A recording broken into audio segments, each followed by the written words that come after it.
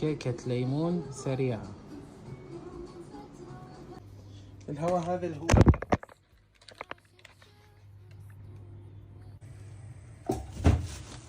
أهم شي تشغلون الفرن حرارة 180 عين فوق وجوا، أهم شي يحمى الفرن.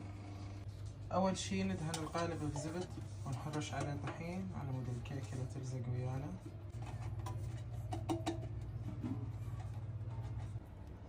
عندنا كاسة محتاجين 200 غرام شكر، برش ليمونة، لازم البرش يكون كمية كبيرة يعني برش ليمونة كاملة.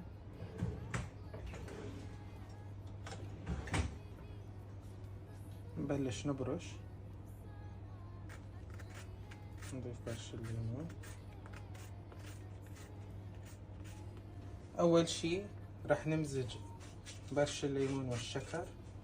راح نحتاج 3 بيضات درجة حرارة الغرفة. نأكد درجة حرارة الغرفة، مو تحطوا البيض بارد وبعدين تفشل.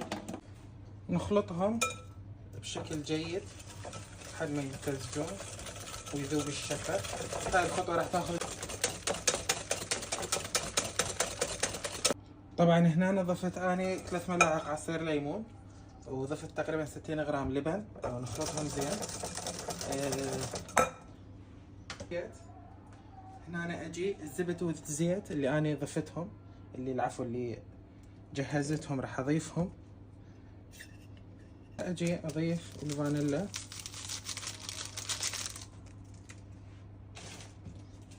هنا نحتاجين 200 غرام من الطحين.